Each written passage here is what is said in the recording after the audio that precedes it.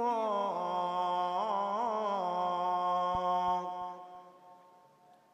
وداعيا إلى الله بإذنه وسراجا منيرا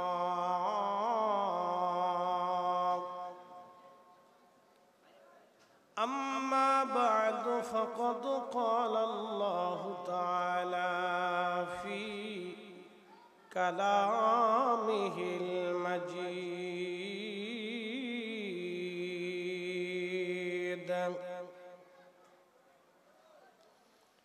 ومن الليل فتهجد به نافلة لك ومن الليل فتهجد به نافلة لك عسى أن يبعثك ربك مقاما محمودا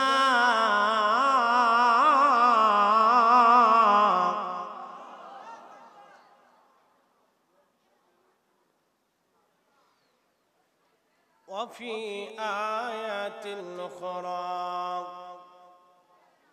إن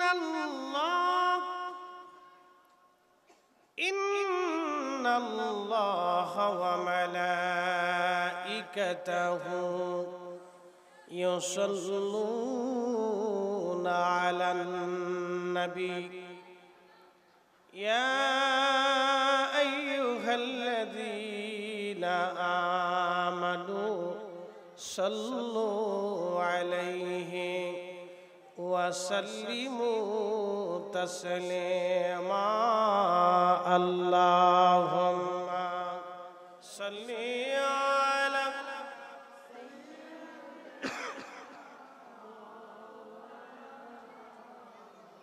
محمد وعلى آل سيدنا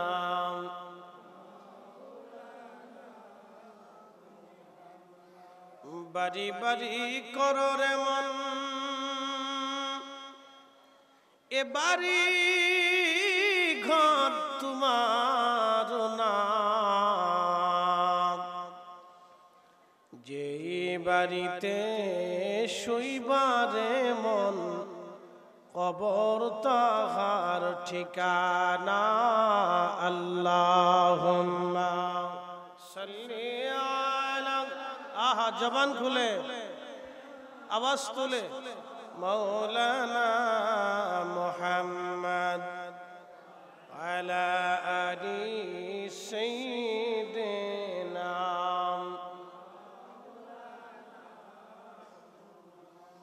বালাগাল উলা বিকামালিহি কাশাফাত thuja বিজামালিহি حسنت جميع خصاله صلوا عليه وآله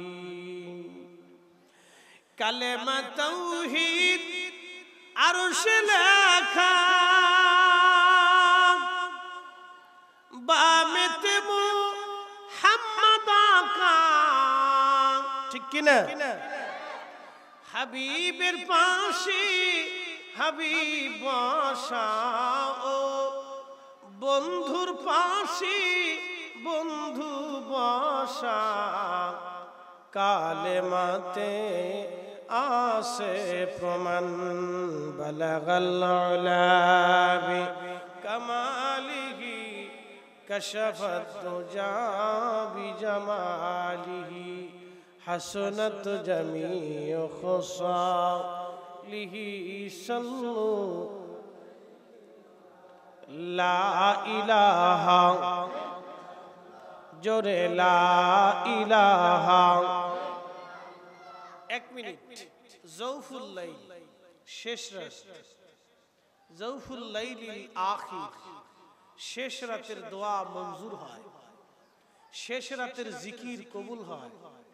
সারাদিন জিকির করলে যেই মর্তবা, তাহাজ্জুদের সময় জিকির করলে সেই মর্তবা। সারাদিন ইবাদত করলে যেই মর্তবা, তাহাজ্জুদের সময় আল্লাহর নামাজে দাঁড়াইলে সেই মর্তবা। এই জন্য আল্লাহ বললেন, হুজুর ওয়া মিনাল লাইলি ফাতাহাজ্জাদ বিহি নাফিলাতান লাক।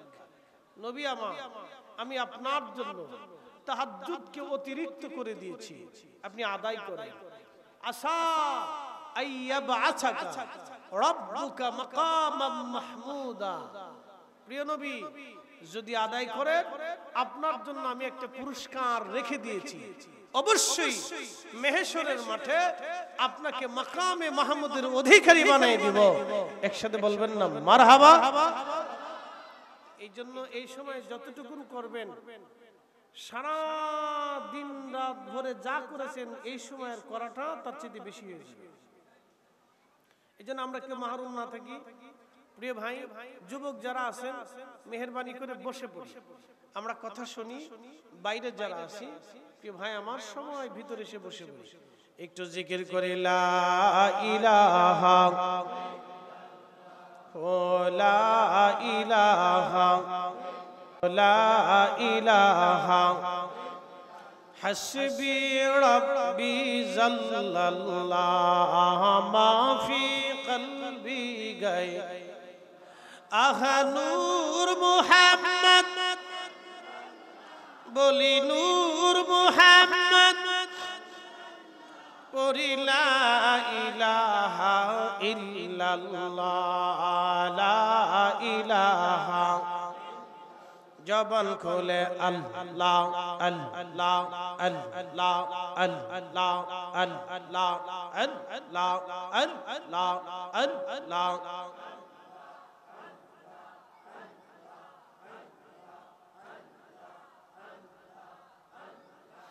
আল্লাহু আল্লাহু রে মন আল্লাহ কর জপনা, আল্লাহর জিকির আল্লাহর জিকির না করিলে দিল তো জিন্দা হইবে না।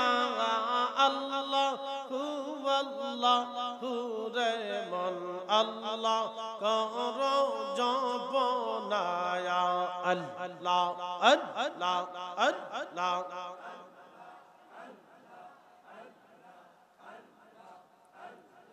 গাছবিরিক্ষ তরুলতা আল্লাহর জিকির করে তারা, গাছবিরিক্ষ তরুলতা জিকিরে হেলাইছে মাথা। আল্লাহর জিকির আল্লাহর জিকির না করিলে দিল তো জিন্দা হইবে না। আল্লাহু আল্লাহু রে মন আল্লাহ কর জপনা, আল্লাহ আল্লাহ আল্লাহ।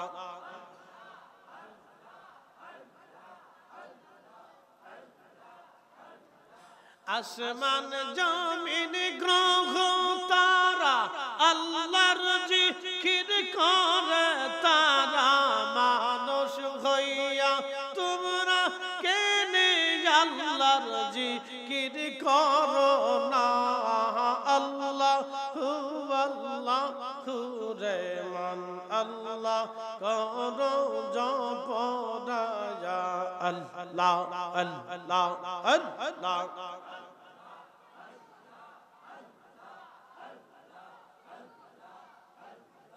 মানুষ বাহানাইছে গো আল্লাহ, মানুষ বাহানাইছে গো আল্লাহ প্রেমের কারণে,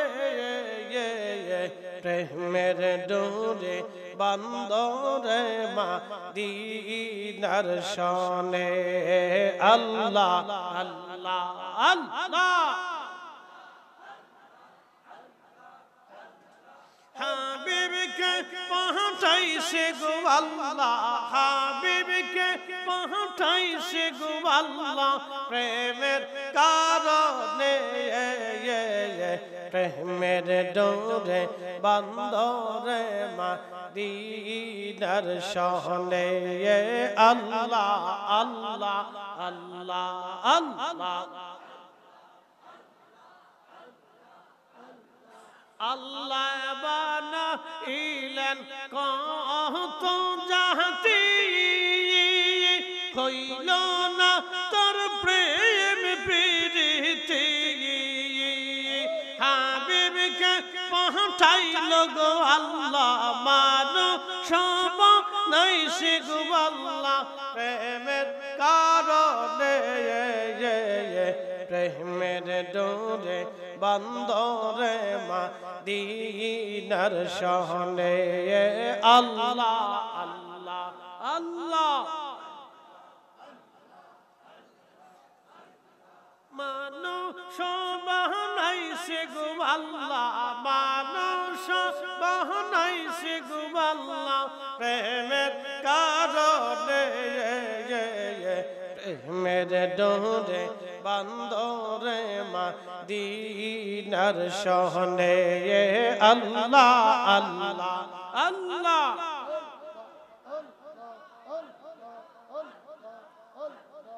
লা ইলাহা ইল্লাল্লাহু মুহাম্মাদুর রাসূলুল্লাহ সাল্লাল্লাহু আলাইহি ওয়াসাল্লাম। একবার চিৎকার মেরে জোরে বলেন মুকাদ্দমায় গেলাম না, সরাসরি ওয়াজে চলে গেলাম।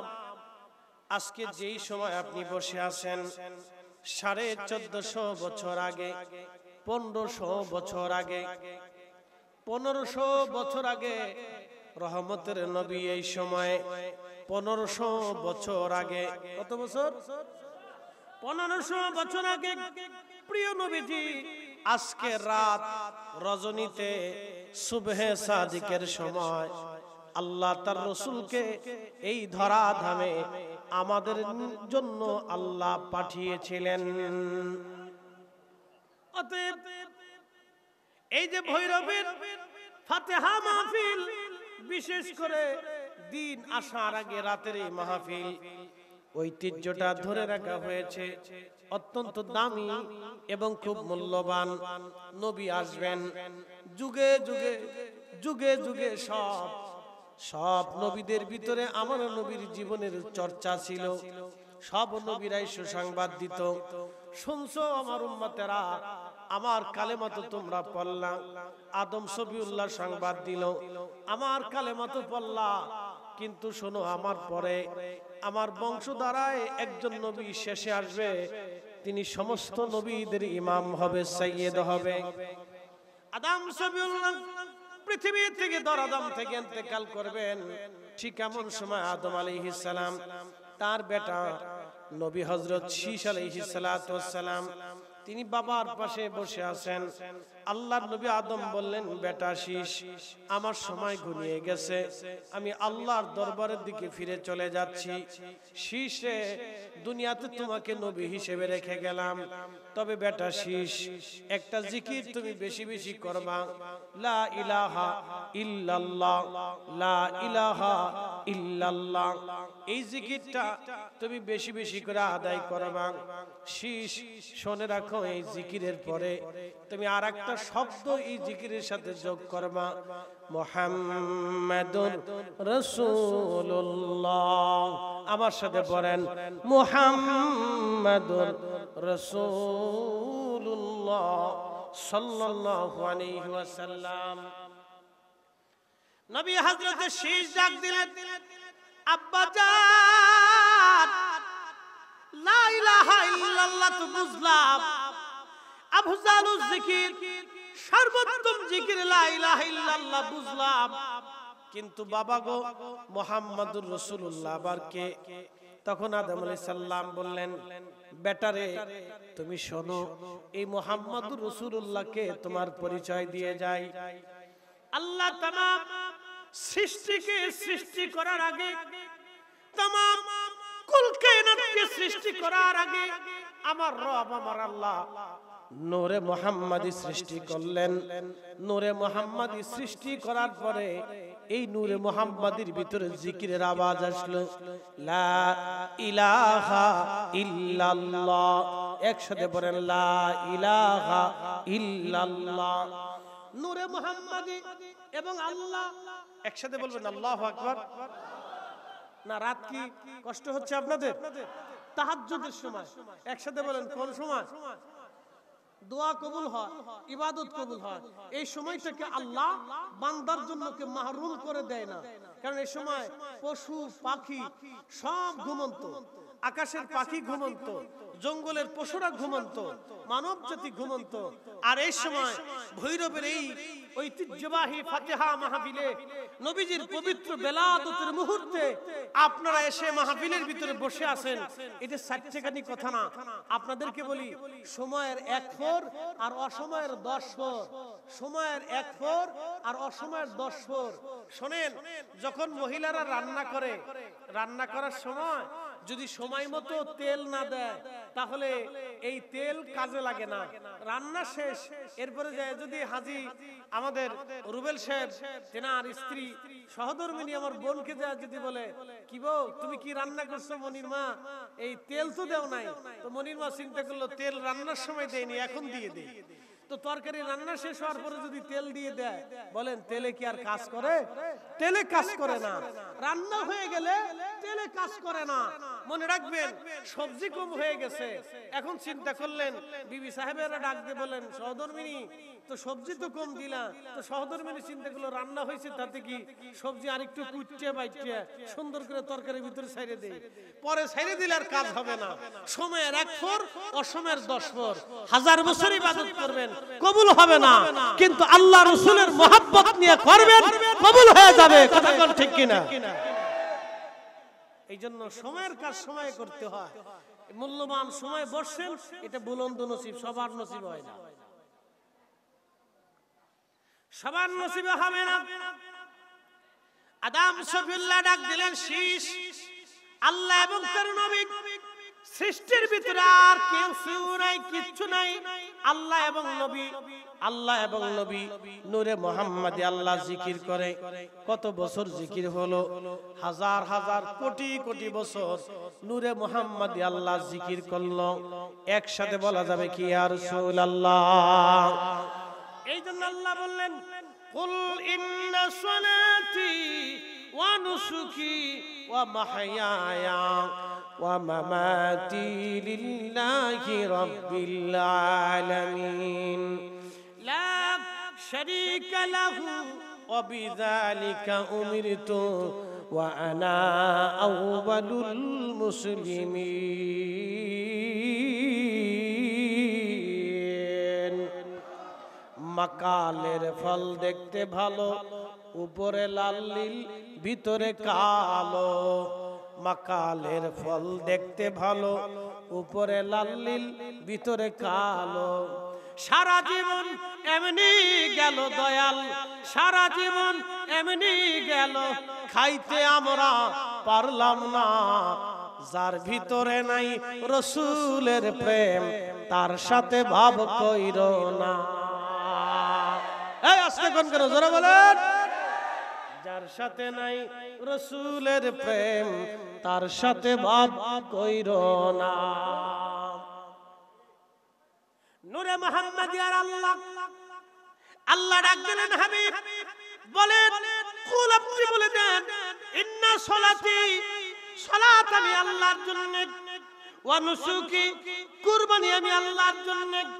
বলেন তো নামাজ কয়জনে আল্লাহর জন্য আদায় করে? সবাই নামাজ আল্লাহর জন্য আদায় করে না। কেউ আছে সামাজিক নামাজ, কেউ আছে বিপদের নামাজ, কেউ আছে মানুষ দেখানো নামাজ, কেউ আছে বিআই নামাজ, কেউ আছে আপনার রাষ্ট্রীয় নামাজ। বলে হুজুর রাষ্ট্রীয় নামাজ কি? আমাদের প্রধান উপদেষ্টা যিনি ডক্টর ইউনূস সাহেব, তিনি গত তারিখে ঈদের নামাজ পড়েছেন, এটা রাষ্ট্রীয় ঈদের নামাজ পড়েছেন। বুঝতে পারতেছেন? ভাই কিছু বলার কিছু নাই, উনি হয়তো অতটা নামাজের প্রতি গুরুত্ব নাই, উনি আদার্স ইকোনমিক্সের উপরে, অর্থনীতির উপরে ওনার মেধা বালা, কিন্তু নামাজের উপরে ওনার কোনো মেধা নাই। যার কারণে সবাই ভুল না করলেও উনি প্রধান উপদেষ্টা হওয়ার পরও ভুল করে ফেলছে। তার মানে এটা হলো রাষ্ট্রীয় নামাজ। কি কথা বুঝেন নাই? এটা কি নামাজ হয়ে গেছে? রাষ্ট্রীয় নামাজ। আরেক নামাজ আছে সামাজিক নামাজ। বলে সামাজিক নামাজ কি? বিচার সালিশে সবাই ভৈরবের নেতৃস্থানীয় লোকজন বিচারে বসছে, চিন্তা করলো এখন ইমাম সাহেব বলতেছে হুজুর এই সময় আসেন নামাজে জোহরের আযান পড়ছে, নামাজটা পড়ে আসি। তো এরকম কিছু বিচার সালিশে বসে লোক, এরা পেশাব করে পানিটা লয় না। এরকম কিছু লোক আছে কিনা? পেশাব করে কি লয় না? পানি লয় না। তো হেবেটা চিন্তা করে অহম যদি নামাজে না যায় তো আমার ইজ্জত শেষ। হাতেই নামাজে গেছে, তার ইজ্জতের লাগা নামাজের লাগে গেছে না। বন্ধু এই জন্য এটার নাম দিছি সামাজিক নামাজ। আরেক নামাজ আছে বিয়াই নামাজ। এটা আবার কোন নামাজ? বিয়াই বাদ নতুন গেছে, এখন বিয়াই ডাক দিয়ে বলতেছে বিয়াই আসে না, এই আমার মসজিদ খুব ভালো, খুব সুন্দর করে মসজিদ বানিয়েছি, আজান পড়ছে, নামাজটা পড়ি আসি। তখন বিয়াই চিন্তা করলো উবুর হয়ে তো পশ্চিম দিকে কোনো সময় পড়ি না, এখন বিয়াই বাইতেছি, নামাজ যদি না পড়ি তো বিয়াই কি করবে? এটার নাম হচ্ছে বিয়াই নামাজ। আরেকটা নামাজ হচ্ছে ঠেলার নামাজ। বলে ঠেলার নামাজ কি? সৌদি আরবে অনেকে নামাজ পড়ে, নামাজ না পড়লে পুলিশে জরিমানা ধরবে, নামাজ পড়লে জরিমানা মাফ, না পড়লে জরিমানা দিতে হবে। এটার নাম দিয়েছি ঠেলার নামাজ। কথা কন না কেন? না আসতে কন না, জোরে বলেন। এই জন্য আল্লাহ বলেন কুল, হুজুর আপনি বলে দেন ইন্না সালাতি, শুধু সালাত আমি আল্লাহর জন্য হবে। একসাথে বলেন কার জন্য? কার জন্য? আল্লাহর জন্য। আজকের ফাতিহা রাত 3টা পর্যন্ত আপনারা বসে আছেন সিন্নির জন্য। ডরাই ডরাই কইতেছেন মনে হইতেছে। একসাথে বলেন সিন্নির জন্য। তা কিসের জন্য? আল্লাহর জন্য। জোরে বলেন কিসের জন্য? আল্লাহ তার নবীর জন্য। কথা কোন ঠিক কিনা? এই জন্য বসে রয়েছেন। সিন্নি আপনারা পরে আইলেও পাবেন, আগে হইলেও পাবেন। তবে হ্যাঁ কিছু লোক লাস্টে আইব, এটা সত্য। কি কথা কোন দেখা আছে না? কিছু লোক লাস্টে আইব, অসুবিধা নাই, আমরা দাওয়াত দিলাম।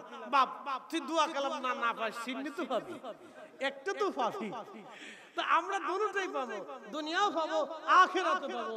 দুনিয়াও পাবো, নবীও পাবো। কথা কোন ঠিক কিনা? মাকালের ফল দেখতে ভালো, উপরে লাল নীল ভিতরে কালো। মাকাল ফল দেখছেন নি আপনারা? দেখেন নাই? মাকাল ফল, আরে কি বদনসিব আপনাদের, মাকালের ফল জীবনে দেখেন নাই। এটা বাইরে দেখতে চমৎকার দেখা যায়, কিন্তু ভিতরে কালো কালো কালো, গন্ধ গন্ধ দুর্গন্ধ। বাহিরে চমৎকার দেখা যায়। মাকালের ফল দেখতে ভালো, উপরে লাল নীল ভিতরে কালো। সারা জীবন এমনি গেল দয়াল, সারা জীবন এমনি গেল, খাইতে আমরা পারলাম না। যার ভিতরে নাই রাসূলের প্রেম, তার সাথে ভাব কইরো না। মাকালের ফল খাওয়া যায় না, বাহিরে দেখতে সুন্দর দেখা যায়, ভিতরে অন্ধকার কালো নোংরা পচা গান্দা। অতএব আপনার বাহিরের সৌন্দর্য পাগড়ি থাকুক আর জুব্বা থাকুক, সুন্দর পোশাক থাকুক, সুন্দর চেহারা থাকুক, সুন্দর স্বাস্থ্য থাকুক, লেখাপড়া অনেক থাকুক, কিচ্ছু যায় আসবে না যদি অন্তরের ভিতরে ইশকে রাসূল না থাকে। ওই মুসলমানের 4 পয়সা মূল্য নাই। কথা কর, 4 পয়সা মূল্য নাই। আল্লাহর নবী হযরত আদম ডাক দিছে, শীষ শোনো, এই নবীর পরিচয় আমি তোমাকে দিচ্ছি। আমি শীষ যখন জান্নাতের মধ্যে, আমি নবী আদম যখন জান্নাতের মধ্যে ছিলাম, জান্নাতের পাতায় পাতায়, হুরেদের কপালে কপালে, গিলমানদের চোখের নয়নে নয়নে, আর জান্নাতের প্রাসাদে প্রাসাদে, এবং কি আরশে মুআল্লার গম্বুজে সুন্দর করে লেখা দেখেছিলাম, লা ইলাহা ইল্লাল্লাহু মুহাম্মাদুর রাসূলুল্লাহ সাল্লাল্লাহু আলাইহি সাল্লাম। এই কালেমা নিয়ে আমাদের বাংলাদেশে বিরাট বড় ঝগড়া। এক শ্রেণী আছে বুকে হাত বেঁধে নামাজ পড়ে, এরা বলে এই কালেমার ভিতরে শিরিক আছে। বলে শিরিক কি? লা ইলাহা ইল্লাল্লাহর পরে মুহাম্মাদুর রাসূলুল্লাহ হবে না, এটা শিরিক। একবার জোরে বলা যাবে কি নাউজুবিল্লাহ। আমি মসজিদে নববীতে, মনোযোগ দিবেন, মসজিদে নববীর ভিতরে আমি লেখা দেখলাম আল্লাহু লেখা, আল্লাহ জাল্লা শানুহু আল্লাহু লেখা আছে, আজ্জা ওয়া জাল্লা লেখা আছে, আল্লাহ নামের পরে লেখা আছে মুহাম্মাদুর রাসূলুল্লাহ সাল্লাল্লাহু আলাইহি ওয়াসাল্লাম। তারপরে লেখা আছে আবু বকর রাদিয়াল্লাহু আনহু, ওমর রাদিয়াল্লাহু আনহু, উসমান রাদিয়াল্লাহু আনহু, আলী রাদিয়াল্লাহু আনহু, ফাতেমা রাদিয়াল্লাহু আনহা, ইমাম হাসান রাদিয়াল্লাহু আন, ইমাম হুসেন রাদিয়াল্লাহু আন। এরপরে আশরায়ে মুবাশশারার নাম, এরপরে আপনার সাহাবাঈদের নাম, এরপরে চার ইমামের নাম, ইমাম নুমান বিন সাবিত রাদিয়াল্লাহু আনহু, ইমাম আবু ইদ্রিস আশ-শাফিঈ রাদিয়াল্লাহু আনহু, ইমাম মালিক ইবনে আনাস রাদিয়াল্লাহু আনহু, ইমাম আহমদ ইবনে হাম্বল রাদিয়াল্লাহু আনহু। মসজিদে নববীর ভিতরে আমার আল্লাহর নামের পরে নবীর নাম লেখা, এইখানে শিরিক হলো না? শিরিক হয়ে গেল বাংলাদেশে। কাবা শরীফের চারপাশে যত স্ট্রাকচার দেখবেন, স্ট্রাকচারের জায়গায় জায়গায় লেখা আল্লাহু, আবার পাশে লেখা আছে মুহাম্মাদুর রাসূলুল্লাহ সাল্লাল্লাহু আলাইহি সাল্লাম। এইখানে শিরিক হলো না? শিরিক হয়ে গেল বাংলাদেশে। বন্ধু, আবার আপনি যদি চলে যান যেখানে সৌদি আরবের গর্দান কাটা হয়, সেটা হলো জেদ্দা। হযরতে আম্মা জান হাওয়া আলাইহিস সালামের মাজার জেদ্দাতে, একেবারে সাগরের পাড়ে হযরত আম্মা জান হাওয়া আলাইহিস সালামের মাজার। যদি চলে যান, বিরাট বড় লম্বা মাজার। হযরতে আদম সফিউল্লাহ ছিলেন 60 হাত, আমাদের আম্মা জান ছিলেন মিনিমাম 59 হাত। বিরাট বড় লম্বা কবর। আম্মা জানের মাজারে যাওয়ার আগে একটা মসজিদ পাবেন, এই মসজিদটাকে বলা হয় অর্থাৎ প্রধান বিচারপতি, আমাদের যেমন সুপ্রিম কোর্ট, ওইখানে প্রধান বিচারের কার্যালয়। এই মসজিদের ইমাম যিনি, তিনি ফয়সালা লেখেন। মসজিদের খতিব সাহেব যিনি, তিনি ফয়সালা দেন। এই মসজিদের সামনে দণ্ডাদেশ দেওয়া হয়, চোর যার তার হাত কেটে দেওয়া হয়, এবং যে মানুষ খুন করে তার গর্দান কেটে ফেলে দেওয়া হয়। এই মসজিদের ভিতরে পবিত্র মিহরাবের মধ্যে লেখা আছে লা ইলাহা ইল্লাল্লাহু মুহাম্মাদুর রাসূলুল্লাহ সাল্লাল্লাহু আলাইহি সাল্লাম। এইখানে দেখলাম কালেমা। চলে আমি কয়েকদিন আগে মালয়েশিয়া মাহফিলে কেপং থেকে মাহফিল করে চলে গেলাম। হুজুর গাউসে পাক মহিউদ্দিন আব্দুল কাদের জিলানী রাহমাতুল্লাহ আলাইহির সন্তান, তিনার কলিজার টুকরা ছেলে, তার নাম হযরতে শেখ ইসমাইল বাগদাদি আল হাসানী হুসাইনি রাদিয়াল্লাহু আনহু। ওনার নামের আগে লেখা সুলতানুল আরিফিন। ওনার মাজারটা মালাক্কা সাগর প্রণালীর মাঝখানে একটা ছোট্ট দ্বীপের নাম পোলাও বুসারে। এই দ্বীপের ভিতরে নির্জনে আহলে বাইত রাসূল, আওলাদে রাসূল, নবী বংশের উজ্জ্বল সন্তান হুজুর গাউসে পাকের বেটা সুলতানুল আরিফিন ইসমাইল বাগদাদি আল হাসানী হুসাইনি রাহিমাহুল্লাহ ঘুমিয়ে আছেন এই মাজারে। সেই মসজিদে চলে গেলাম। মসজিদটা প্রাচীন আমলে তৈরি করা। হুজুর আল্লাহর ওলি যে সময় এসেছিলেন, ওই দ্বীপের ভিতরে তিনি মসজিদ নির্মাণ করেছিলেন। সেই স্ট্রাকচারটা এখনো আছে। সেই মসজিদের সুন্দর করে মেহরাবের উপরে লেখা লা ইলাহা ইল্লাল্লাহু মুহাম্মাদুর রাসূলুল্লাহ সাল্লাল্লাহু আলাইহি ওয়াসাল্লাম। বন্ধু, জিয়ারত করে আসলাম হযরতে বদর শাহ আউলিয়া রাহমাতুল্লাহ আলাইহি, ওনার মাজার চট্টগ্রামে। বন্ধু খুব মনোযোগ দিবেন, চট্টগ্রামে ওনার সাগরের পারে ওনার মাজার, কর্ণফুলী নদীর পারে ওনার মাজার, শহরের ভিতরে। মাজারে গেলাম। ভাইজান উনি কত বছর আগে এসেছিলেন জানেননি? উনি আজকে থেকে 1 আর 200 বছর আগে আসেন নাই। উনি 1200 বছর আগে 200 হিজরিতে তিনি বাংলাদেশে এসেছিলেন। ওনার মাজার মসজিদের মধ্যে লেখা আছে লা ইলাহা ইল্লাল্লাহু মুহাম্মাদুর রাসূলুল্লাহ সাল্লাল্লাহু আলাইহি ওয়াসাল্লাম। পৃথিবীর যে জায়গায় স্থানে আপনি যাবেন, আমি চলে গেলাম মালয়েশিয়ার সেন্ট্রাল পুত্রজার সেন্ট্রাল মসজিদ, তাদের পার্লামেন্টের সামনে যে মসজিদ খানা চমৎকার করে সুন্দর করে মসজিদ নির্মাণ করেছে। লেকের উপরে হাজার হাজার শত শত কোটি টাকা করে মসজিদ বানানো হয়েছে। এই মসজিদের ভিতরে মেহরাবের উপরে লেখা আছে লা ইলাহা ইল্লাল্লাহু মুহাম্মাদুর রাসূলুল্লাহ সাল্লাল্লাহু আলাইহি ওয়াসাল্লাম। ওইখানে শিরিক হলো না, বাংলাদেশে শিরিক খুঁজে পাওয়া যায়। তার মানে আল্লাহর নবীর শানে মানে 350 বছর পরে রবের দরবারে মঞ্জুরিয়ত পেয়েছিল, ওই নামের উসিলা করে আল্লাহর দরবারে দরখাস্ত করার কারণে বেটা শীষ লা ইলাহা ইল্লাল্লাহর পরে মুহাম্মাদুর রাসূলুল্লাহর জিকিরটা তুমি ছাইরো না, এই জিকিরটাও তুমি আদায় করো। খুব মনোযোগ দিবেন, এইখানে শেষ না। আজকে আপনাদেরকে তারিখ ইবনে আসাকির থেকে একটা ঘটনা আপনাদেরকে শোনাই।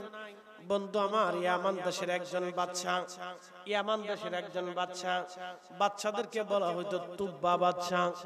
তুব্বা বাদশাদের যিনি শেষ বাদশা, তুব্বা বাদশাদের যিনি শেষ বাদশা, তিনি একদিন রাত্রিবেলা ঘুমিয়ে আছেন, স্বপ্নের ঘরে দেখতেছেন, স্বপ্ন দেখতেছেন অন্ধকার ভূমি থেকে একটা আলো আসলো। অন্ধকার ভূমি থেকে একটা আলো এসে, এই আলোটা উনার অঞ্চলে এসে বিভিন্ন একেবারে ফসল সহ, মানব জাতি সহ, পশু পাখি সহ এই আলোটা এসে আগুন দিয়ে সব এলাকা জ্বালিয়ে পুড়িয়ে ছারখার করে দিল। এই স্বপ্ন দেখার পরে বাদশা খুব চিন্তায় পড়ে গেলেন। কারণ কি, জীবনে তেমন স্বপ্ন কোনোদিন দেখি নাই, অবশ্যই স্বপ্নের কোনো রহস্য আছে।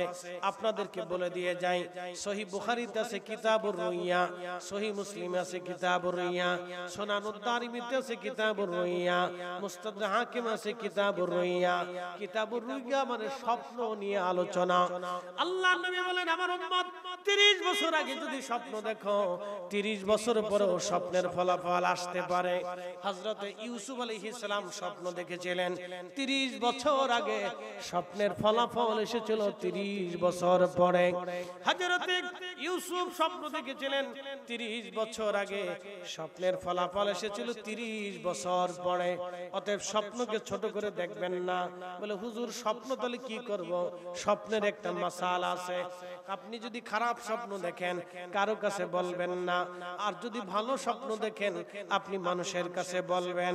খারাপ স্বপ্ন যদি দেখেন আউযু বিল্লাহি মিনাশ শাইতানির রাজিম বলে আপনি ডান কাঁধে শুয়ে পড়বেন, কিন্তু আউযু বিল্লাহ বলার আগে বাম দিকে আপনি 3 বার থুতু নিক্ষেপ করবেন, ছোট ছোট করে থুতু নিক্ষেপ করবেন। আউযু বিল্লাহি মিনাশ শাইতানির রাজিম বলে ডান কাঁধে শুয়ে পড়বেন। আল্লাহর নবী বললেন, তুমি যে খারাপ স্বপ্ন দেখেছো, এই স্বপ্নের তাসির আল্লাহ তোমাকে মুক্ত করে দেবে, ওই বিপদ থেকে আল্লাহ তোমাকে বাঁচায় দিবে। আর খারাপ স্বপ্ন আপনি কারো কাছে যদি বলেন, সে স্বপ্নের তাবির বুঝে না, জানে না, যেই তাবির আপনাকে করে দিবে সেই তাবির আপনার তকদিরের মধ্যে লিখে দেওয়া হবে। স্বপ্ন ছোট করে দেখবেন না। স্বপ্ন নিয়ে আমার আল্লাহ সূরা নাজিল করেছেন, সূরা ইউসুফ। একসাথে বলবেন না মারহাবা। স্বপ্নকে কেন্দ্র করে হযরত ইউসুফ আলাইহিস সালামের ঘটনা শুরু হয়েছিল।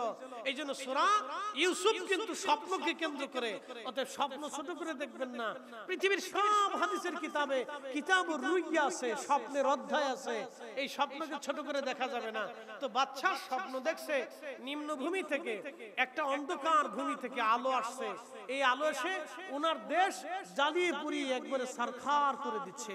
এই ভয়ঙ্কর স্বপ্ন দেখার পরে বাদশা তুব্বা চিন্তা করলেন, হায় হায় আমার কি হবে, আমি তো একটা কঠিন স্বপ্ন দেখছি, তাহলে কি করা যায়? তখন সভাসদ যারা ছিলেন, জ্ঞানী গুণী দার্শনিক যারা ছিলেন, তাদের সবাইকে ডেকে বললেন, আমি কালকে রাত একটা স্বপ্ন দেখেছি, আমি যে কি স্বপ্ন দেখেছি এটা কি তোমরা বলতে পারবে? তখন স্বপ্ন বিশারদরা বলল, বাদশা আপনি কি স্বপ্ন দেখেছেন এটা আমরা কি করে বলবো?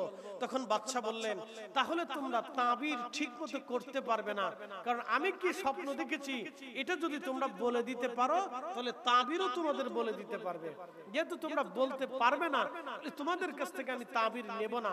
তাহলে বলো তো স্বপ্ন বিশারদ পৃথিবীতে কে আছে, তাকে খুব দরকার। তখন ইয়ামানবাসীরা বলল, বাদশা, আমাদের ইয়ামানে দুইজন ব্যক্তি আছে যারা খুব আধ্যাত্মিক শক্তির অধিকারী, তারা আপনার স্বপ্নের কথা বলে দিতে পারে। বাদশা বললেন, তাহলে তাদেরকে ডেকে নিয়ে আসো।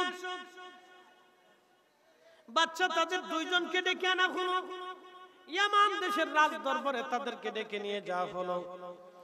বাদশা তাদের প্রথম জনকে নিয়ে গেলেন। প্রথম জনকে গোপনে রুমের ভিতরে নিয়ে বললেন, হে স্বপ্ন বিশারদ, আমি শুনেছি তুমি আধ্যাত্মিক ক্ষমতার অধিকারী। তাহলে বলো তো, আমি গত রাত্রিবেলা একটা স্বপ্ন দেখেছিলাম ভয়ঙ্কর। ওই স্বপ্নের বৃত্তান্ত তুমি যদি আমাকে বলে দিতে পারো, তাহলে স্বপ্নের তাবিরও তুমি আমাকে বলে দিতে পারবা। তখন ওই স্বপ্ন বিশারদ বললেন, বাদশা, হ্যাঁ, গত রাত্রে কি স্বপ্ন দেখেছেন এটা আমি বলে দিতে পারবো। বলে, কেমনে বলো তো।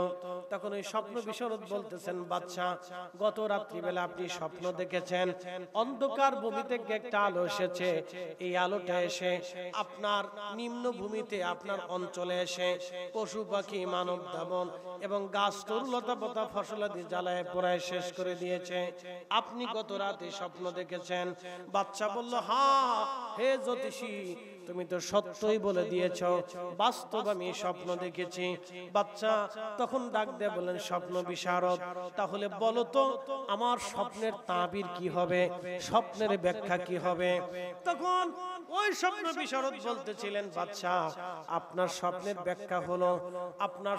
ব্যাখ্যা হলো ওই যে আপনার ইথিওপিয়া থেকে, হাবশি থেকে, আবিসিনিয়া থেকে একদল কালো বাহিনী আপনার অঞ্চলে আসবে।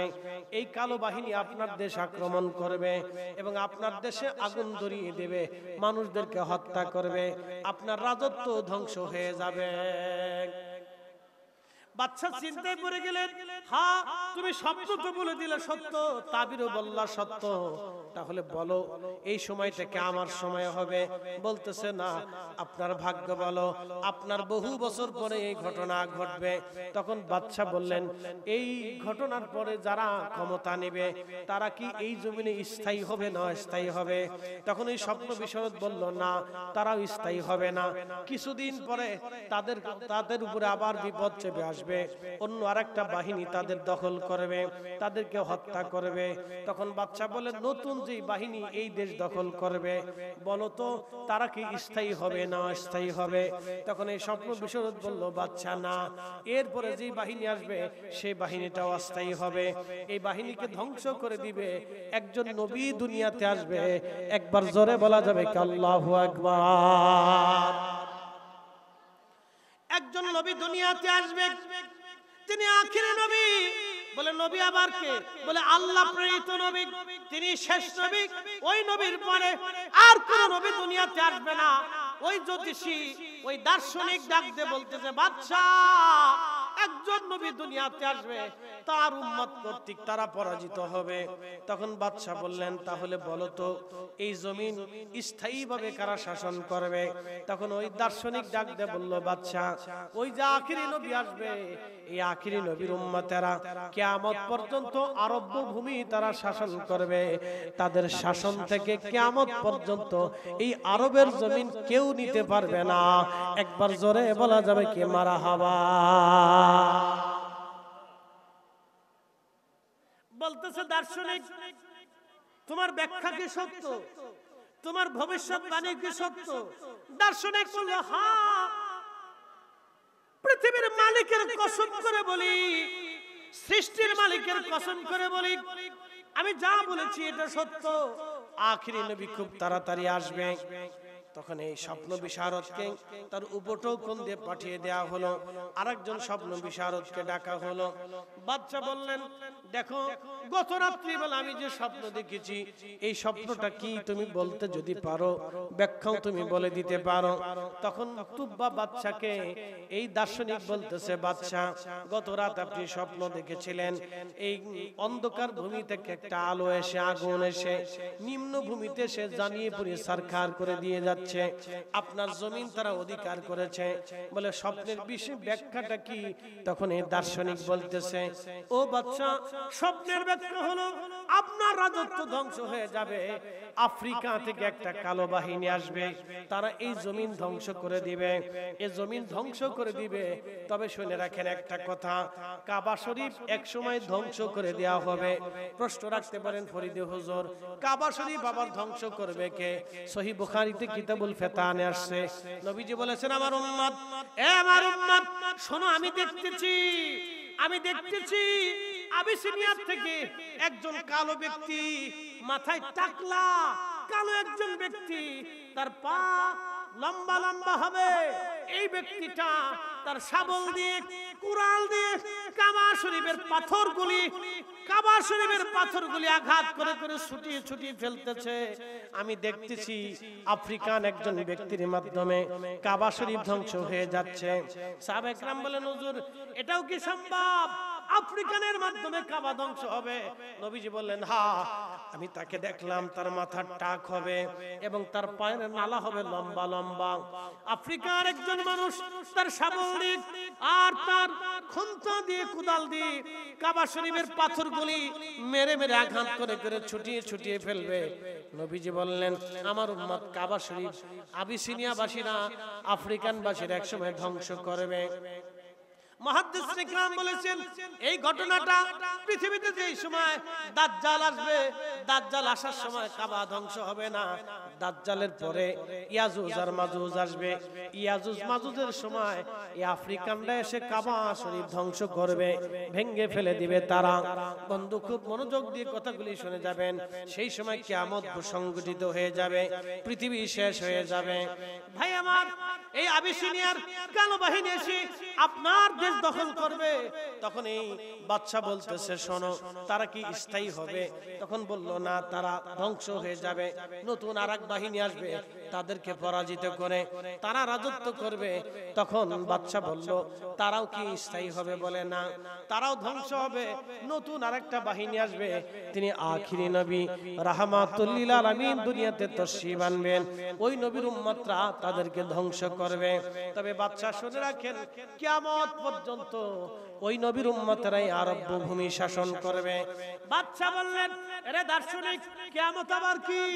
দার্শনিক বলল, বাদশা, কিয়ামত হলো সারা পৃথিবীর সৃষ্টির মানুষগুলি শুরু থেকে শেষ পর্যন্ত এক মাঠে একত্রিত হবে, হাসরের ময়দানের বিচারের দিনে তারা একত্রিত হবে। এই সময়টাকে কিয়ামতের মাঠ বলা হয়। বলে, এটাও কি সম্ভব? তখন এই বাদশা বলতেছে, এটাও কি সম্ভব হে স্বপ্ন বিশারদ? বলে, হ্যাঁ বাদশা, এটাও সম্ভব। বলে, আপনি কি সত্য বলতেছেন? তখন এই স্বপ্ন বিশারদ বললেন, বাদশা, আসমানের মালিকের কসম করে বলি, আমি যা বলেছি এক চুল পরিমাণও মিথ্যা হবে না। আখিরি নবী আসার সময় ঘনিয়ে গেছে, এই জমিন নবীর উম্মতেরা শাসন করবে। একবার জোরে বলা যাবে কি আল্লাহু আকবার? এই জন্য আরব জমিন কেউ কোনোদিন দখল করে রাখতে পারবে না। কিয়ামত পর্যন্ত নবীর উম্মতেরা আরব শাসন করতে থাকবে, আরব তাদের অধিকারে থাকবে। কখনো কাফেররা একেবারে সক্রিয়ভাবে সমূলে আরব আর কোনোদিন দখল করে নিতে পারবে না। এমনকি দাজ্জাল এসেও আরব ঢুকতে পারবে না, সে মদিনা মুনওয়ারায় প্রবেশ করতে পারবে না। মদিনা ইউনিভার্সিটি আছে, যদি কোনোদিন মদিনা ভার্সিটি যান, মদিনা ভার্সিটির সামনে একটা ওয়াদি আছে, নাম ওয়াদি আল মুবারাক। এটার নাম ওয়াদি আল মুবারাক, এটাকে আরেকটা নাম আছে ওয়াদি আল আকিক। এই ওয়াদির পাথর দিয়ে আকিক পাথর বানানো হয়। শোনেন, এই ওয়াদির পাথর দিয়ে আকিক পাথর বানানো হয়। আকিক পাথর, নবীজি সেই পাথর হাতে দিয়ে আংটি ব্যবহার করতেন, আকিক পাথর ব্যবহার করতেন। এটাকে বলা হয় ওয়াদিল মুবারক। বুখারীতে আসছে ওয়াদিল মুবারক, উপত্যকাময় মুবারকময় উপত্যকা। এই মুবারক, এই উপত্যকার পানি খুব বরকতময় পানি। আল্লাহর নবী বলেছেন এটা মুবারকময় উপত্যকা। এই মুবারকময় উপত্যকার আরেকটা নাম হচ্ছে ওয়াদিল আকিক। এটা মদিনা ইউনিভার্সিটির একবারে সামনেই আছে। মদিনা ইউনিভার্সিটি পার হলেই মদিনার হাউদের শেষ সীমানা, মদিনার হাউদের শেষ সীমানা পার হলেই অনেক পাহাড় পাবেন, শুধু পাহাড় আর পাহাড়। এই পাহাড়ের উপরে সৌদির বাদশা একটা প্রাসাদ নির্মাণ করছে। এই পাহাড়ের পাদদেশ পর্যন্ত দাজ্জাল যে উকি দিবে, আপনাকে ঠিকানা দিয়ে যাচ্ছি, যদি কোনোদিন মদিনাতে যান এইখানে আপনি যাবেন, এই পাহাড়ের উপরে দাজ্জাল এসে উকি দিবে, আর আল্লাহর রহমতের ফেরেশতারা দাজ্জালকে তলোয়ার দিয়ে আঘাত করবে। একবার জোরে বলেন আল্লাহু আকবার। না না না, আরো জোরে জোরে জোরে জোরে জোরে, না আরো জোরে বলে জোরে। মদিনার দাম নবী দিয়া, মদিনা দিয়া রাসূলের দাম হয় নাই, আমাদের দাম নবী দিয়া, আমাদেরকে দিয়া নবীর দাম হয় নাই। মানব জাতির দাম নবী দিয়া, মানব হওয়ার কারণে নবীর দাম বাড়ে নাই, বরং মানব জাতির ভিতরে রাসূল আসার কারণে মানুষের দাম বেড়ে গেছে। কথা বলেন ঠিক না বেঠে? তাহলে এই মানুষের কোনো দাম আছে? কি দাম আছে? বলে এই মানুষ পশুর আচরণ করে, পশুর মতো তাদের চরিত্র। বলে হুজুর সেটা আবার কেমন? কয়েকদিন আগে দেখলাম বরিশালে এক ভাই আরেক ভাইয়ের চোখ উঠাইতেছে, জমি নিয়ে ঝগড়া নিয়ে এক ভাই আরেক ভাইয়ের চোখ নষ্ট করে দিল। তার মানে বুঝতে পারতেছেন, আপনি দেখেন বিড়ালে বিড়ালে মারামারি হয়, কিন্তু এক বিড়াল আরেক বিড়ালে খুন করে না। কুকুরে কুকুরে মারামারি হয়, এক কুকুর আরেক কুকুরকে খুন করে না। গরু গরু মারামারি করে, এক গরু আরেক গরুকে খুন করে না। মোরগে মোরগে লড়াই হয়, এক মোরগ আরেক মোরগকে খুন করে না। কিন্তু মানুষে মানুষে লড়াই হয়, এক মানুষ আরেক মানুষকে হত্যা করে। তার মানে বোঝা গেল মানুষ পশুর চাইতেও নিকৃষ্ট, অধম। ঠিক না বেঠে? এজন্য মানব জাতির ভিতরে নবী এসেছিলেন বিদায় মানুষের দাম বাড়ছে, নতুবা মানুষের 4 পয়সা মূল্য নাই, মানুষের 4 পয়সা মূল্য নাই। বলে ফরিদি হুজুর সেটা আবার কেমন? আপনাদেরকে আরেকটু উপমা দিয়ে বুঝাই। আমাদের দেশে কুকুর আছে কিনা নাই? কুকুর, আচ্ছা বলেন তো কুকুরকে আপনারা কি খাবার দেন? সকালে তার জন্য কি বাজেট আছে? মুরগি ফেরাই না, দুপুরবেলা আপনার কালা ভুনা না, রাত্রিবেলা তন্দুর রুটি না, এবং মাস শেষে বেতন না। তার জন্য আপনারা এই সুন্দর বিছানার ব্যবস্থাও করেন নাই, এই সুন্দর খাট পালঙ্গ দেন নাই, এসি রুমও দেন নাই। তো কি দিছেন? পচা গলা, উচ্ছিষ্ট, অতিরিক্ত খাবার খাওয়ার পরেও এই কুকুর আপনার বাড়ি পাহারা দেয়। সে রাত জেগে থাকে, ঘুমায় না। বলে কারণ কি? মনিব সকালবেলা আমাকে খাবার দিবে, রাত্রিবেলা খাবার দিয়েছে। আমি যদি মনিবের বাড়ি পাহারা না দেই তাহলে মনিবের সাথে বেঈমানি করা হবে। একটা কুকুর আপনার পচা গলা খাওয়ার পরে বেঈমানি করে না, কিন্তু একটা সন্তান 40 বছর বাবা মার বাড়ি খাওয়ার পরে সন্তান 40 বছর পরে বাবা মার সাথে বেঈমানি করে। তখন নাকি ঠিক কেন? তাহলে মানুষ পশুর চাইতেও নিকৃষ্ট, মানুষ পশুর চাইতে কি নিকৃষ্ট, মানুষ পশুর চাইতে নিকৃষ্ট। ভালো করে শুনে যান, কুকুরের মধ্যে 3টা গুণ আছে। একটা গুণ খায় কম, ঘুমায় কম এবং প্রভু ভক্ত। এই কুকুরের মধ্যে 3টা গুণ, খায় কম, ঘুমায় কম, প্রভু ভক্ত। কুকুর যা খাবার দিবেন ওই খাবারের উপরে সে সন্তুষ্ট থাকে। খাবার দিবেন না, সে আপনার দিকে চুপচাপ চাইয়ে থাকে, আপনাকে আঘাত করবে না, কামড় দিবে না, মারবে না, ধরবে না। আচ্ছা বলেন তো কুকুরের 4-5টা কুকুর যদি আপনাকে কামড়ানো শুরু করে আপনি কেমনে ফিরাবেন? ফিরাইতে পারবেন না। কিন্তু কুকুর আপনাকে কামড়ায় না, আপনার সামনে ধৈর্যের সাথে বসে থাকে। হয় মালিক এখন দেয় নাই, পরে হলেও দিতে পারে, হয়তো এখন দেয় নাই, পরে দিতে পারে, এখন দেয় নাই, পরে দিতে পারে। কুকুর এই ধৈর্য নিয়ে বসে থাকে, সে আশায় থাকে খাবার আসবে। কিন্তু মানুষ খাবার নিয়ে মারামারি করে। কে আসতে বলেন কেন? জোরে বলেন। কি নিয়ে মারামারি করে? খাবার নিয়ে মারামারি। জামালপুরে মারামারি লাগলো কি নিয়ে? বিয়ে বাড়িতে খাবার নিয়ে মারামারি লাগলো। আমার ফরিদপুরে সিঙ্গারা নিয়ে মারামারি লাগলো। সারা শহরে মারামারি, সিঙ্গারার দাম 5 টাকা।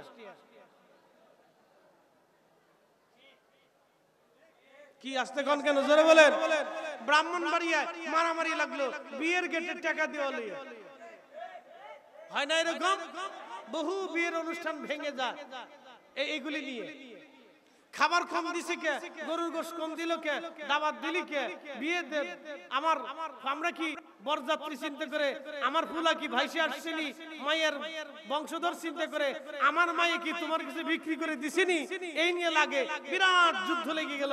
বিয়ের অনুষ্ঠান হবে পবিত্র কাজ, এইখানে লাগে ঝগড়া, মারামারি, লাফালাফি, ঠেলাঠেলি, গুতাগুতি, তারপরে তো আরো কঠিন অবস্থা। এগুলি বলে লাভ নাই। আপনাদেরকে বুঝায় শয়তান কিভাবে অশান্তি সৃষ্টি করে, ফাসাদ সৃষ্টি করে। শয়তান একদিন সাগরের ভিতরে মিটিং বসছে। শয়তানের আস্তানা কোথায় জানেননি আপনারা? আটলান্টিক মহাসাগরের গভীরে, যেখানে মানুষ যাইতে পারে না। হ্যাঁ, আটলান্টিক মহাসাগরের গভীরে হচ্ছে শয়তানের সিংহাসন।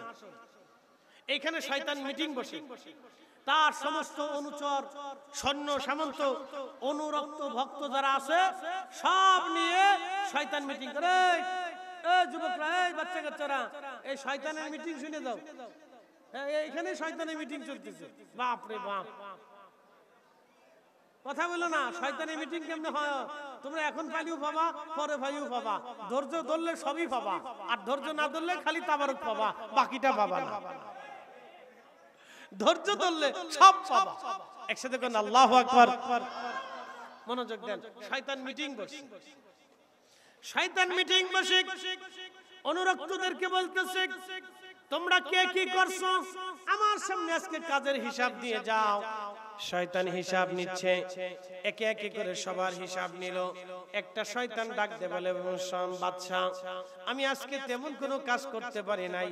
আমি আজকে একটা কাজ করেছি, সারাদিন ঘুরলাম, কোনো শয়তানি খুঁজে পাইলাম না, কোনো অশান্তি বাধাই দিতে পারলাম না। কিন্তু আমি দেখলাম একটা বাজারে ঢুকলাম। বাজারে ঢুকার পরে দেখি একজন ব্যক্তি বসে বসে মিষ্টি বিক্রি করে, মিঠাই। আমি চিন্তা করলাম আজকে সুযোগ, আমি মিঠাইয়ের ভিতরে আঙ্গুল ঢুকাই দিলাম। আঙ্গুল ঢুকাই দিয়ে আমি আঙ্গুল দিয়ে কিছু মিঠাই নিলাম। মিঠাই নিয়ে হাঁটতে হাঁটতে গ্রামে গেলাম। দেখি রাস্তার পাশে একটা বাড়ি আছে, বাড়িতে একটা আপনার বারান্দা আছে। বারান্দার ভিতরে আয়না ঝোলানো আছে। অনেক গ্রামের বাড়িতে দেখবেন বারান্দায় আয়না ঝোলানো থাকে। বারান্দায় আয়না ঝোলানো, আমি আয়নার ভিতরে মিঠাই লাগাই দিলাম। মিঠাই খাওয়ার জন্য পিঁপড়া আসছে, পিঁপড়া ধরার জন্য টিকটিকি আসছে, টিকটিকি ধরার জন্য পাশের বাড়ির বিড়াল আসছে। দেখেন সিঙ্গারা নিয়ে কেমনে মারামারি, খাবার নিয়ে কেমনে মারামারি, ছাগল নিয়ে কেমনে মারামারি, মুরগি নিয়ে কেমনে মারামারি। মানুষকে নিয়ে মারামারি করে দেখেন। 200 কোটি টাকা নিয়ে মারামারি করে না, 100 কোটি টাকা নিয়ে মারামারি করে না, 10 কোটি টাকা নিয়ে মারামারি করে না। মারামারি করে একটা ডিম লইয়া, কুত্তা লইয়া, বিলাই লইয়া, একটা সাধারণ কথা নিয়ে মারামারি করে। আজকে ভিডিওতে দেখলাম শুধুমাত্র একটু কথা কাটাকাটি নিয়ে মারামারি কইরা, কুবাকুবি কইরা একজন আর একজনকে খুন করে ফেললো। ভাই ভাইয়ের চোখ উঠাইলো, জমি জমা নিয়ে, সাধারণ সম্পদ নিয়ে মারামারি হয়। শয়তান বলতেছে, উস্তাদ আজকে একটা কাজ করেছি, মিঠাই লাগাই দিলাম আয়নায়, মিঠাই খাওয়ার জন্য পিঁপড়া আসছে, পিঁপড়া ধরার জন্য টিকটিকি আসছে, টিকটিকি ধরার জন্য বিড়াল আসছে। বিড়াল এসে টিকটিকিরে লাফ দিয়ে থাবা দিয়েছে, টিকটিকি উপরেছে। বিড়ালের থাবার কারণে টিকটিকির সাথে আয়না উপরে ভেঙে গেছে। আয়নার মালিক লাঠি নিয়ে আসছে, লাঠি এনে বিড়াল রে কায়দা মতো পিটাইছে। বিড়ালের মালিক লাঠি নিয়ে আসছে, তুই আমার বিড়াল মাল্লিকা। আর বিড়ালের মালিক কয়, তুই আমার বিড়াল মাল্লিকা। আয়নার মালিক কয়, তোর বিড়াল আমার আয়না ভাঙলো কে? বুঝেন? বিড়ালের মালিক কয়, তুই আমার বিড়াল মাল্লিক কে? আর আয়নার মালিক কয়, তোর বিড়ালে আমার আয়না ভাঙলো কে? দুই লোকের পিটাপিটি, দুই লোকের পিটাপিটিতে, দুই পরিবারের পিটাপিটি, দুই পরিবারের পিটাপিটিতে, দুই পাড়ার পিটাপিটি, দুই পাড়ার পিটাপিটিতে, দুই গ্রামের পিটাপিটি। এরপরে কে কারে পিটাইছে, যে যারে পিটা, কিসের জন্য পিটা, কেউ কইতে পারে না। খালি পিটা, খালি পিটা। কিসের জন্য পিটা, কেউ কইতে পারে না। সিঙ্গারে নিয়ে মারামারি, 5 টাকা সিঙ্গারে নিয়ে ফিটে ফিটি, লাস্টে যে মানুষ ফিটে ফিটি, কে কারে ফিটা, কিসের জন্য ফিটা, নিজেও কইতে পারে। মানুষ একসাথে বলেন কি? মানুষ। তাহলে বলেন আমরা কি মানুষ হইতে পারছি? এখনো মানুষই হইতে পারি নাই। মুসলমান তো আরো অনেক ঊর্ধ্বের জাত। মানুষ হইয়া ভবেতে আসিয়া মানুষের করিলাম কি? আমি নবী না মানিলাম কি যে ভুল করিলাম, নবী না মানিলাম কি যে ভুল করিলাম, ভস্মে ঢালিলাম ঘি। মানুষ হইয়া ভবেতে আসিয়া মানুষের করিলাম কি? বন্ধু মনোযোগ দিবেন, আমরা আসলে মানুষ হইতে পারছি কিনা? আপনি যদি ইউরোপে যান, আমেরিকাতে যান, দেখবেন তারা অন্ধ মানুষে তারা রাস্তা পার করে দেওয়ার জন্য তাদের পুলিশ শত শত গাড়ি দাঁড়ে করাইয়া অন্ধকে পার করে দেয়। তাদের দেশের অন্ধের যে মানুষের মর্যাদা আছে, আমাদের দেশের কোটিপতিরও সেই মর্যাদা নাই।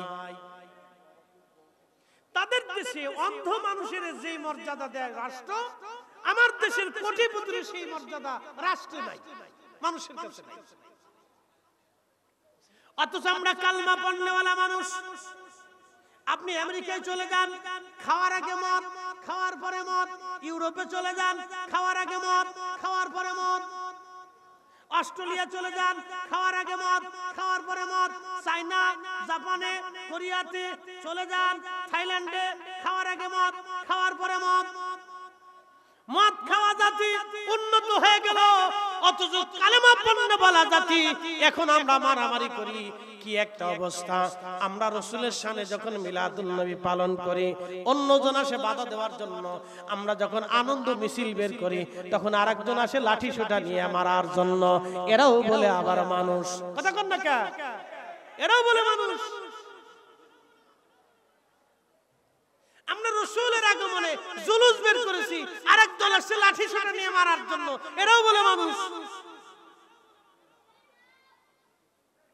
আবার ঠিকই তারা শুকরানা মাহফিল বের করলে তখন এটা জায়েজ হয়ে যায়। তারা আনন্দ মিছিল করলে, এটা র্যালি হয়ে গেলে আনন্দ মিছিল করলে তখন জায়েজ হয়ে যায়। এরপরে নিজেদের বেলায় হালাল হয়ে যায়, আর রাসূলের বেলায় আসলে হারাম হয়ে যায়। তারাও আবার মানুষ।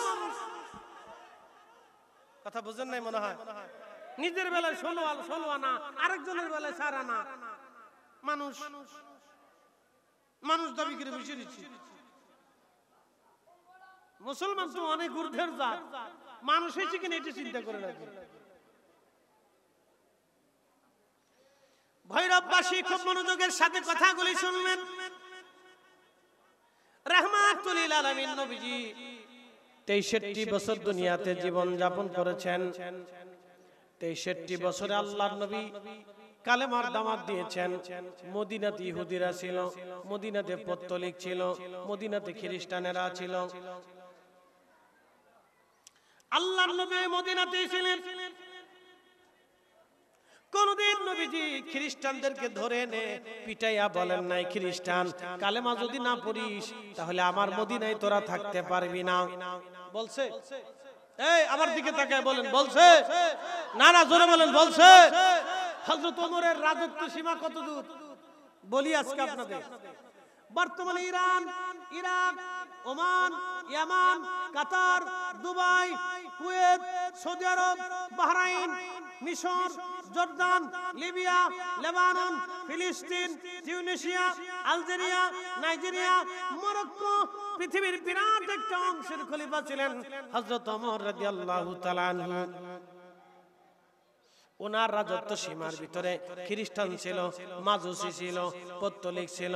হযরত ওমর রাদিয়াল্লাহু আনহু খলিফা, রানিং খলিফা, তাও খলিফাতুল মুসলিমিন। কোনদিন কোন খ্রিস্টানকে ধরে নিয়ে আসে নাই, এই খ্রিস্টান আমার মিল্লাতের ভিতরে তোমরা থাকতে পারবা না, কালেমা না পড়লে টিকতে দেব না। কোনদিন হযরত ওমর ধরেন নাই, আবু বকর ধরেন নাই, ওমর ধরেন নাই, উসমান ধরেন নাই, আলী ধরেন নাই। অন্য ধর্মের মানুষের ধরে এনে জোর করে ইসলাম পড়ান নাই, কালেমা পড়ান নাই, পিটান নাই, মারেন নাই, সুযোগ সুবিধা থেকে বঞ্চিত করেন নাই। এরা ইসলাম, এরা দুনিয়া শাসন করে গেছে। এদের চাইতে তাওহীদ পৃথিবীতে আর কেউ বেশি বুঝে না। কথা বল না কেন, ঠিক কি না? এদের চাইতে তাওহীদ ইসলামে আর কেউ বেশি বুঝে না। তারা পৃথিবী শাসন করেছে, রাষ্ট্র চালিয়ে দিয়ে দেখাই দিয়ে গেছে, এ মুসলিম জাতিরা, আমরা কিভাবে রাষ্ট্র চালিয়েছি তোমরাও সেইভাবে রাষ্ট্র চালাবা। অথচ আমরা মানুষ কালমা পড়নেওয়ালা মুসলমান আর এক কালমা পড়নেওয়ালা মুসলমানের কাছে নিরাপত্তা নাই। মানুষ দাবি করে বলে রয়েছে আমি বিরাট তাওহীদি মুসলমান। তোমার তাওহীদি মুসলমান কয় কেডা? হযরত ওমরের কাছে খ্রিস্টান নিরাপদ ছিল, মাজুসি নিরাপদ ছিল, পৌত্তলিক নিরাপদ ছিল, নাস্তিক নিরাপদ ছিল, কাফের নিরাপদ ছিল, আর আমি মুসলমান হইয়া তোমার কাছে নিরাপদ নাই। এই কি কথা বল না কেন, জোরে বলেন। আমরা মানুষ বলতেছে আমরা তাওহীদি মুসলমান।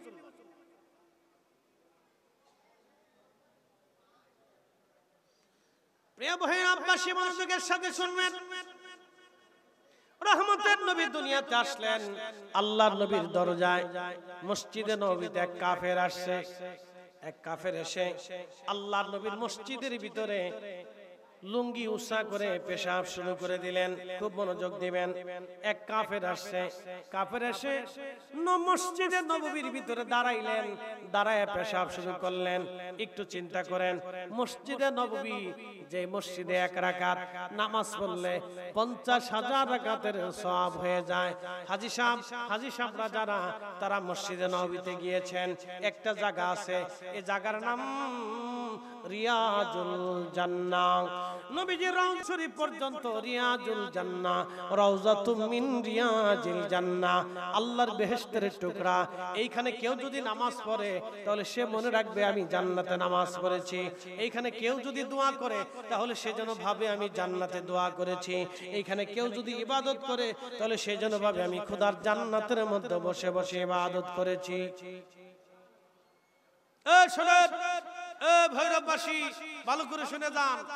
আপনি তো এখানে বসছেন, আপনার কারণে এই মজলিসের দাম বাড়ে নাই, বরং মজলিসের কারণে আপনার দাম বেড়েছে।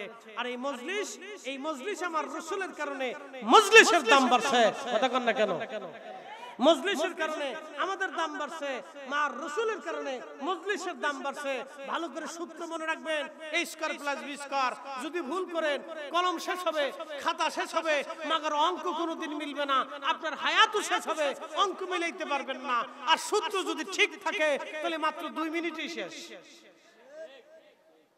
2 মিনিটে শেষ।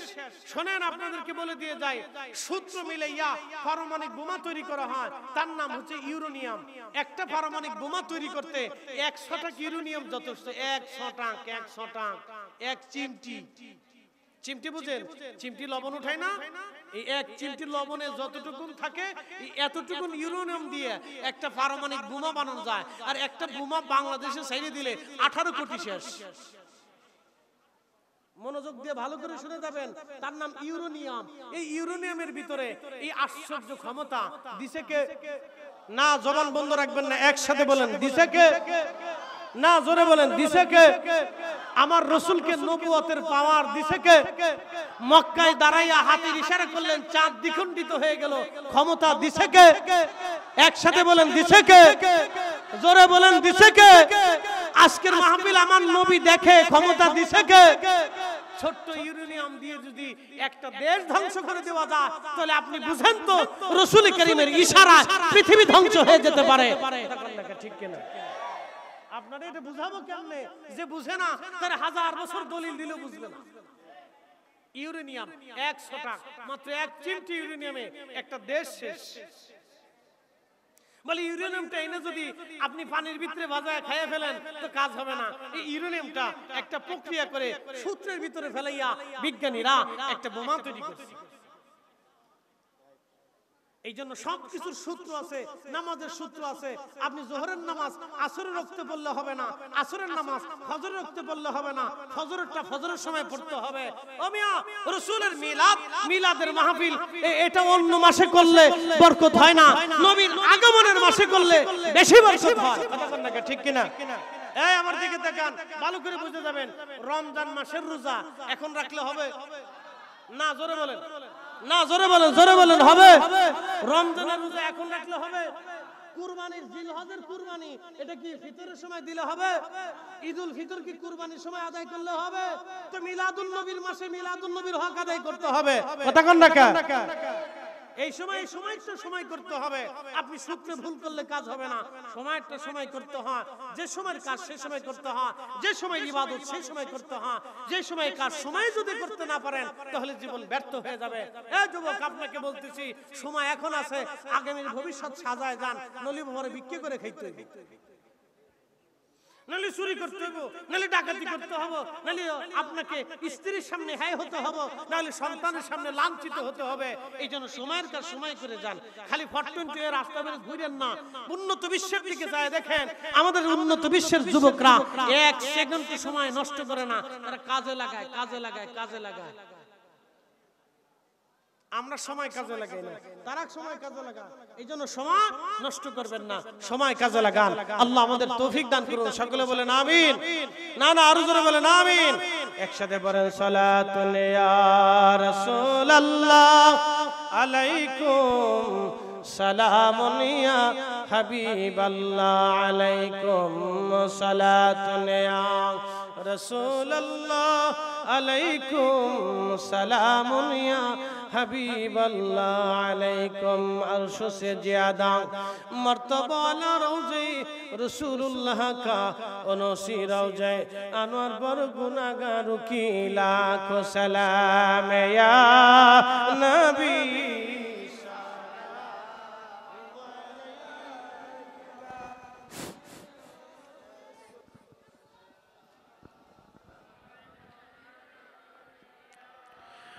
या हबीब सलाम सलाम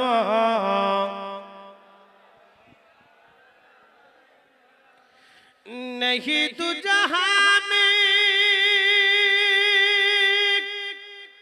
ये मिसाल मोहम्मद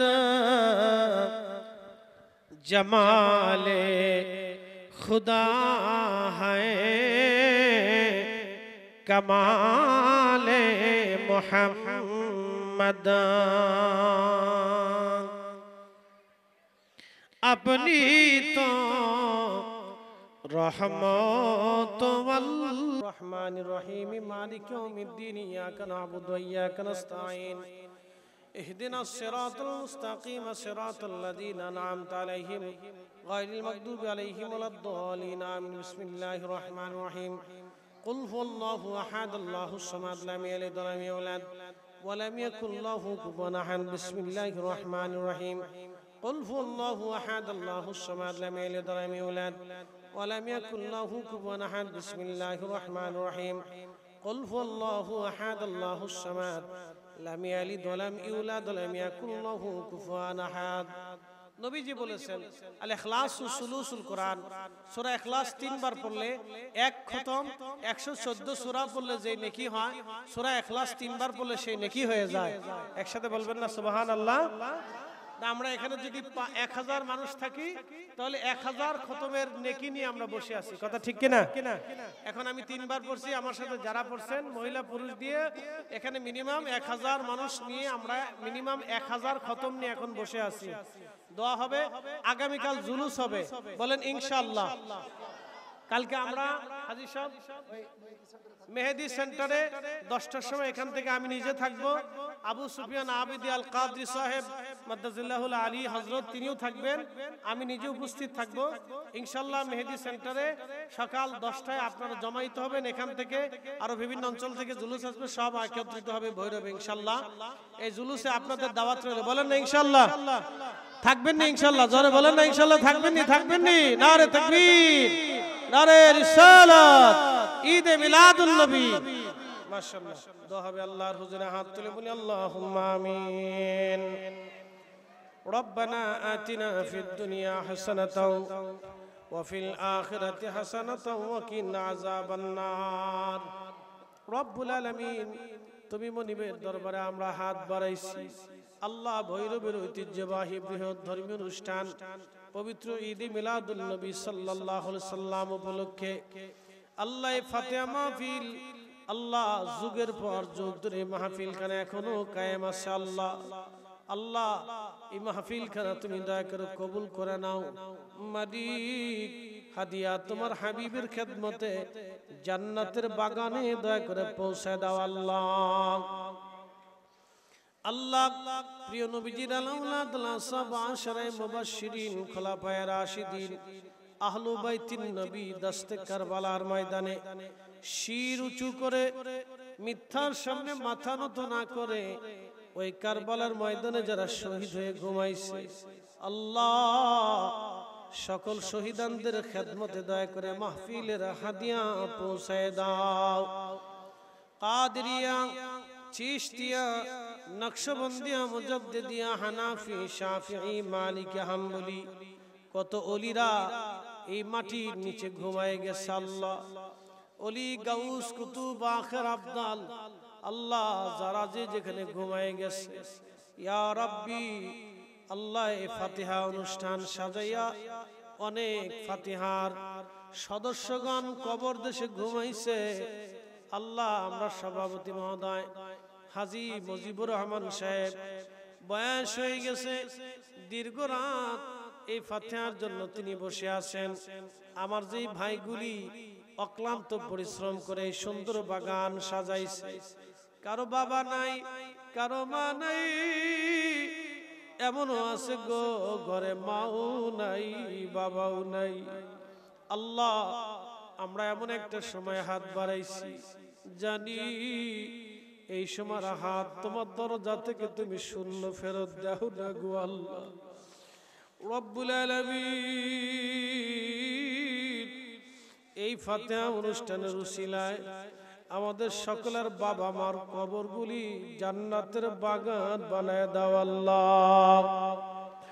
ইউনূস নবীর করছো গো দয়া আল্লাহ, মাছের পেটেতে রাখিয়া আমরা রেডি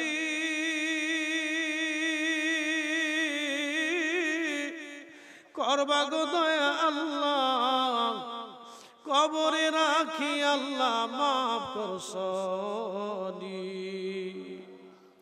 রব্বুল আলামিন টাকা দিয়ে, পয়সা দিয়ে, বিদ্যা দিয়ে, শারীরিক শ্রম আর মেহনত দিয়ে এই ভৈরবের মানুষেরা যুগের পর যুগ এই মাহফিল তারা কায়েম রেখে দিয়েছে। আল্লাহ তোমার হাবিবের মহাব্বতে এই মাহফিল যুগের পর যুগ কিয়ামত পর্যন্ত বংশ পরস্পরায় কবুল করো আল্লাহ।